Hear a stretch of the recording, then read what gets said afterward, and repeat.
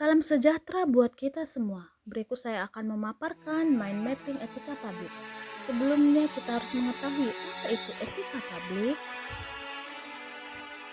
Kode etik adalah peraturan yang mengatur tingkah laku. Mind mapping etika publik. Selamat menyaksikan. Di dalam mind mapping etika publik terbagi dalam 3 bagian. Yang pertama kode etik dan perilaku pejabat publik, yang kedua bentuk kode etik dan implikasi, dan ketiga aktualisasi etika ASN. Kita akan bahas satu persatu.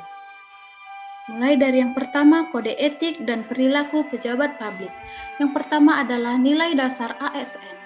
Terdiri dari memegang teguh ideologi Pancasila, setia mempertahankan Undang-Undang Dasar 1945, mengabdi kepada negara dan rakyat Indonesia, menjalankan tugas secara profesional dan tak berpihak, membuat keputusan berdasarkan prinsip keahlian, menciptakan lingkungan kerja non-diskriminatif, memelihara dan menjunjung tinggi standar etika luhur, mempertanggungjawabkan tindakan dan kinerjanya kepada publik, mampu melaksanakan kebijakan dan program pemerintah, memberikan layanan kepada publik secara jujur, tanggap, cepat, tepat, akurat, berdaya guna, dan santun, mengutamakan kepemimpinan berkualitas tinggi, menghargai komunikasi, konsultasi, dan mendorong kinerja pegawai, mendorong kesetaraan dalam pekerjaan, dan meningkatkan efektivitas sistem pemerintahan yang demokratis.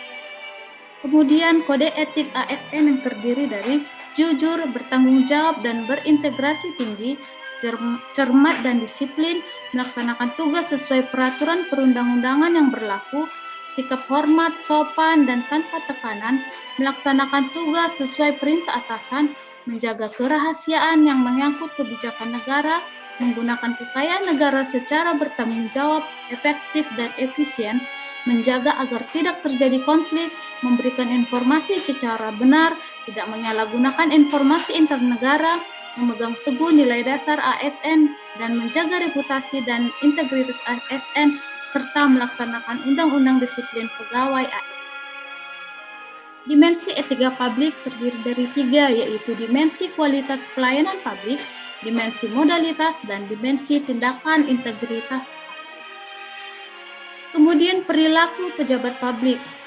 ASN harus mengubah mindset penguasa menjadi pelayan, wewenang menjadi peranan, jabatan menjadi amanah.